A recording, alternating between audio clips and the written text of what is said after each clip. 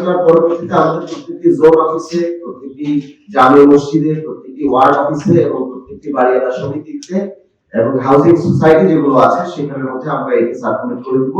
আমাদের জোনাল অফিসগুলোর মধ্যে আমরা ব্যানারও টাঙিয়ে দিব এবং লিফলেট বিতরণ করেও আমরা এই সচেতনতা এবং এই বিষয়টি আমরা কার্যকর করার জন্য শুরু করব। আমাদের এই প্রচেষ্টা শুরু, কারণ এই বিষয়গুলো নিয়ে ঢাকা শহরের ভাড়াটিয়া বাড়িওয়ালা বিষয়গুলো নিয়ে কেউই কখনো কোনো আলোচনা করেন না এবং অ্যাড্রেস করেন নাই। আমরা মনে করি এখনই অ্যাড্রেস করার সঠিক সময়। খোলা রাখলে থাকতে হবে, একটা পকেট গেট সবসময় খোলা রাখতে হবে, কারণ সেই ইমার্জেন্সি বিষয় আছে। সেটা নিয়ে আমরা অনেকগুলো গেট কিন্তু ভেঙেও দিয়েছি, আপনারা দেখেছেন। সুতরাং এটা আমরা চাচ্ছি যে হাউজিং সোসাইটি যারা আছে তারা যদি গেট লাগিয়ে থাকেন সেখানে দাঁড়ানো রাখতে হবে 24/7। তাহলে এমার্জেন্সিতে একটা রোগী নিয়ে একটা অ্যাম্বুলেন্স নিয়ে মানুষ কিভাবে বের হবে সেটা। আর পকেট গেট তো খোলা থাকতেই হবে, ইট ইজ ইম্পর্টেন্ট। কারণ ঢাকা শহরে তো 9 to 5 এর প্রফেশন নাই। আপনাদের প্রফেশনের কথা চিন্তা করেন, আপনাদের তো 9 to 5 প্রফেশন না। আমার প্রফেশন কি 9 to 5? আমি তো রাতেও বের হই। আমি এখন পর্যন্ত একদিন ছুটি দিতে পারিনি, অসুস্থ ছিলাম মাঝখানে কয়েকদিন, এর বাইরে আমার কোনো ছুটি নাই। আমাদের পর্যায় ব্যবস্থাপনায় কোনো ছুটি নাই, তো আমরা বাসায় ফিরবো কখন? তো সুতরাং আর শহর মানে তো হচ্ছে বিভিন্ন ধরনের বিভিন্ন পেশার মানুষজন মিলিয়ে একটা শহরে বসবাস করবে এবং একই বাসায় বিভিন্ন পেশার লোকজন থাকবে।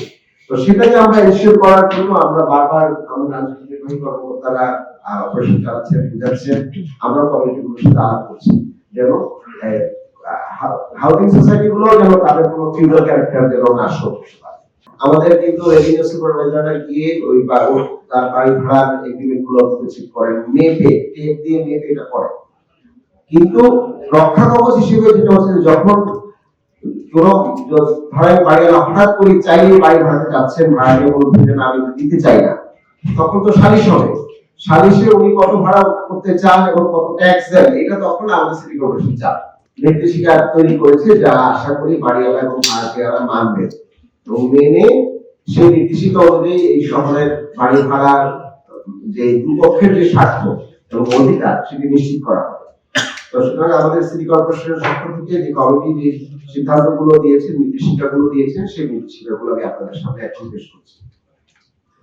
ভাড়াটিয়ার অধিকার নিশ্চিতে বাড়ি ভাড়া নিয়ন্ত্রণ আইন 1991 নিয়ন্ত্রণের পক্ষে ঢাকা উত্তর সিটি কর্পোরেশন প্রদত্ত নির্দেশিকা। 1 নম্বর, বাড়ির মালিক অবশ্যই তার বাড়ি বসবাসের উপযোগী করে রাখবে। কারণ মানে ভাড়া দেওয়ার মতো উপযোগী না হলে একটি ঝুঁকিপূর্ণ বাসা কখনোই ভাড়া দিতে পারবেন না এবং নোংরা বাসা ভাড়া দেওয়া যাবে না। সেই হিসেবে বাড়ির মালিকের প্রধান কাজ হচ্ছে যদি ভাড়ার জন্য এটা মুক্ত করেন, ইনলেট দেন, তাহলে অবশ্যই বসবাস উপযোগী হতে হবে। নাম্বার 2 হচ্ছে বাড়িতে ইউটিলিটি সার্ভিসেস, গ্যাস, পানি, বিদ্যুৎ এর বিচ্ছিন্ন কানেকশন, দৈনিক গৃহস্থালী বর্জ্য কানেকশন সহ অন্যান্য সকল সুবিধা সমূহ নিশ্চিত করতে হবে। এর কোনো ব্যত্যয় বা কোনো সমস্যার সম্মুখীন হলে ভাড়াটিয়ার সংশ্লিষ্ট বাড়িওয়ালাকে অবহিত করবেন এবং বাড়িওয়ালা অতি সত্বর সেই সমস্যার সমাধান করবেন।